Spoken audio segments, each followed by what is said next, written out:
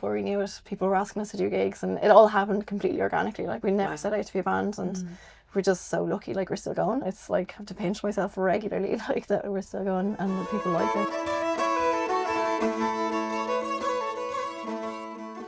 Ruth and Sinead from Landless, how are you? Hello.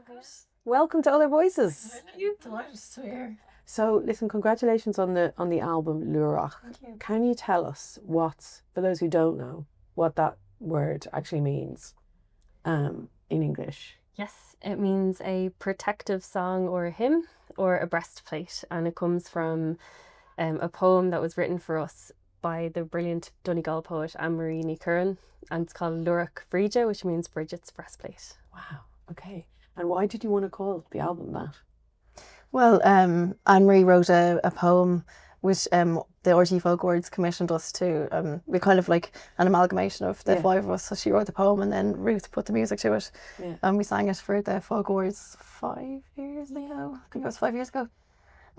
So it was like a celebration of Saint Brigid, because we had the new Saint Brigid's Day, and also it was 100 years since women got the vote, and also it was for the right to choose. Right to choose, yeah. And it was also a commemoration of when they uncovered the graveyards in June. So she like, it was a kind of like a whole, there's a lot of themes running through it, but essentially it's about Saint Brigid. Yeah. And thematically the album, like there's women's perspectives on there, and it feels like you guys, you know, wanted to, you know, obviously you're an all-female, you know, group, but like see your songs through the lens of women, and I suppose was that something that happened naturally, or was that something that you kind of, you know, with the Lúrach, with the song, the title song, thought we should try and kind of interpret everything this way? No, I think we're a bunch of feminists. Yeah. It's just who you are. Yeah, exactly. It wasn't like a specific plan. I'd say it's the songs that we're drawn to naturally, that like we wouldn't necessarily go for the ones where women are just like hapless idiots. Like, there's just so many. It's fun to sing it. Yeah. We do change pronouns sometimes, so that the women are the protagonists. We've done that a couple of times as well. Love that. Yeah, exactly. So it would happen naturally rather than setting out to make an album just of those kinds of songs. Yeah. How did you find each other? You've been together for over 10 years now, right? 13 years. 13. Yeah. So how did you find each other? Ruth and Maeve went to college together. Yeah, we were in art college, and then I met Lily through sacred harp singing, which is a type of kind of community folk hymn singing. And me and Sinead, we share an ex-boyfriend. Yeah, we do, and we look like sisters together a lot as well. So he obviously has a particular taste, but he introduced us. So Ruth texted me asking. So we have him to thank. Yeah, we do. Yeah, absolutely. Yeah. Absolutely, we do. Yeah. So Ruth texted me because she knew that I was getting into trad singing as well. Yeah. If I wanted to join Sacred Harp, which I did, and then we all became friends. And then Ruth had some songs that her and Maeve had sang together, and then we started singing those together. And then Lily joined, and then Maeve joined, and then before we knew it, people were asking us to do gigs, and it all happened completely organically. Like, we never set out to be a band, and we're just so lucky. Like, we're still going. It's like, I have to pinch myself regularly, like, that we're still going and that people like it, and so yeah, just like luck and perseverance. We must add in talent there. I think that's very important. What does it do for you? Like, when you sing, I'm so interested in like harmony, like just the act of singing in harmony and the kind of communion that gives you with the people that you're harmonizing with. What does it do and for you, and what does it feel like, I suppose, when you're all locked into each other in that way? I think it is like a kind of meditation sometimes. Yeah, you could very much get lost in it. And I suppose, it does create a bond. Absolutely. Yeah. I think I take it for granted, and then until somebody asks you about it, like, we're so used to doing it all the time, you forget that for other people it's like magical. And it is like, or like, it is really nice. Like, it's a language, isn't it, I suppose? Yeah. It's definitely meditative, and it's really like touching and like overwhelming to have people come up to you after and be like, you made me cry, like, or, you know, like, I love that song for whatever reason it was, like, and people always have different reasons for liking the same song, you know, like, and so it's really personal to them. And, you know, if somebody makes an effort to come up to you and be like, that was amazing, you know, like, it's just it's great. Like, we're just really lucky. I can't reiterate enough how lucky I feel, like, you know. Yeah. And what about the songs you choose? Like, what draws you to specific songs? For me, it'd be a melody first, probably.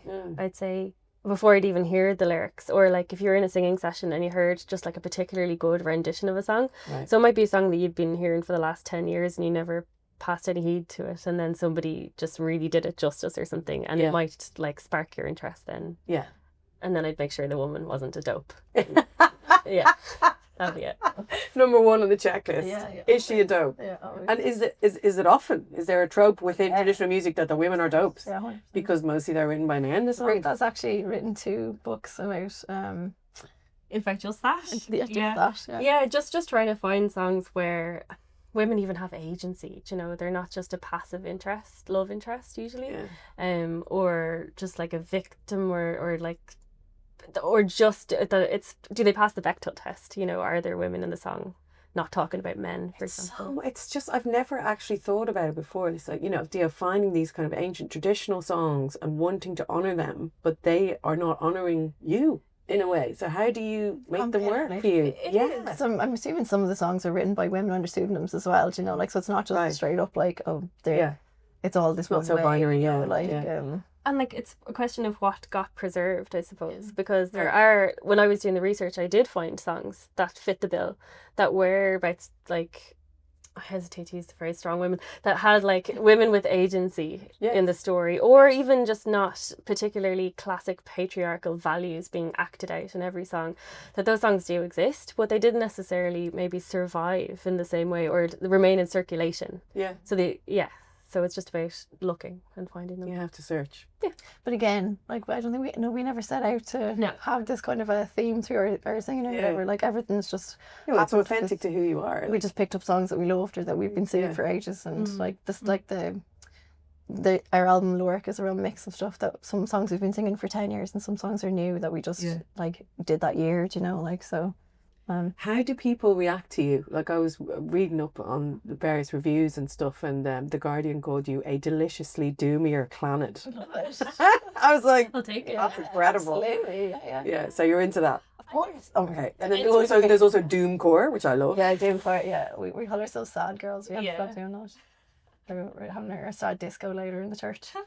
Anyone who can listen to like 40 minutes of unaccompanied singing, that's great. Yeah, there for us. Yeah, absolutely. But is there, like, do you think that you are drawn to the darkness of the kind of traditional music? Because it does seem like that's a running thread, isn't it? They're the best songs. Like, you know, you don't want to be singing like Dilly Eye. Maybe it's cathartic. I'm glad you said diddly eye, not me. I was worried that would be like very. I probably regret this one. Oh yeah, definitely. Yeah, the dark songs are like the more interesting, and like, you know, sometimes have like the minery melodies as well, which we're drawn to, and like, you know, we love our dissonant notes, so we like tend to throw a lot of those on top of a minor harmony. Yeah. And what about the scene? Like, what about the folk scene? Like, it feels so rich at the moment. How does it feel to be in it?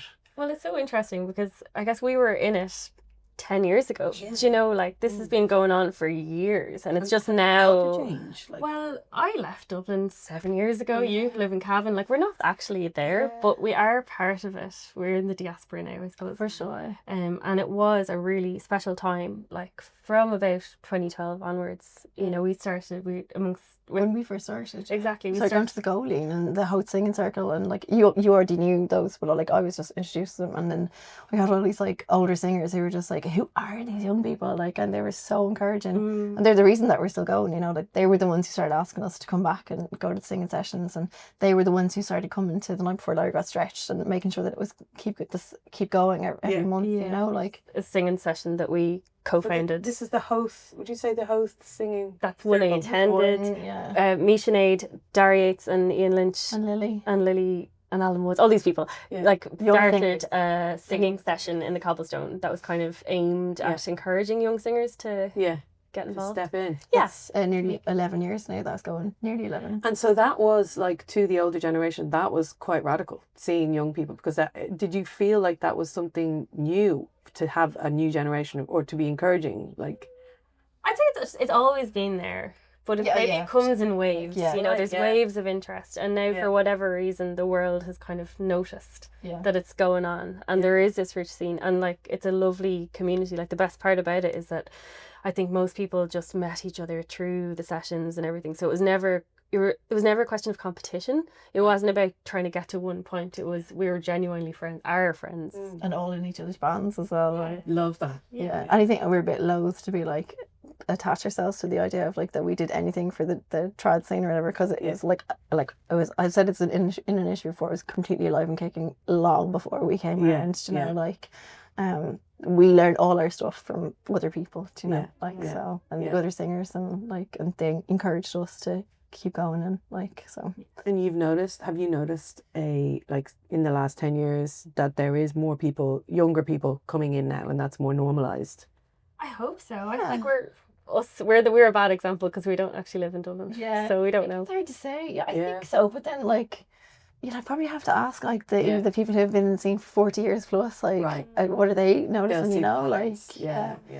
But like, I mean, the folk scene in Dublin is class, like, you know, like, and it's huge, and it just seems to be like producing like amazing stuff constantly, you know, like, and we all know each other, but there's definitely like, I'd say, like, we used to be the young singers, like there's definitely people like 10 years younger than us now. So this is album 2. What, like, how are you feeling about your 10 years deep? Like, as you said, you didn't know that you would end up doing it for this long or whatever. I suppose now that you are 13 years deep, how do you feel about your future as a band, or do you think about that? Yeah, excited. Yeah, we've had a bunch of kids in the last 5 years. We just had our 7th kid between the 4 years. There's 5 of us. All right, well, that's the next generation. That's the next band. So basically, we've all been able to continue doing gigs. Like, you know, I have 3 kids and I haven't stopped, and amazing. Everyone's been really accommodating. So it's, when I think before I had kids, we might have thought, oh, we won't be able to do it anymore, but actually we've been doing more gigs of the last year, I would say, than we've done in a long time. So excited, like, to see what is going to come next. Like. And how does it feel out of Ireland? Oh, nice. Yeah. We every few years we manage to leave the island. So. We were in Brussels and Paris this year. It was really nice. Like, very like warm, receptive crowds. Like, and we have a lovely new a label, Glitterbeat. They're based in Germany and Slovenia, and they're just brilliant. Like, have loads of amazing acts on their label. Like, real.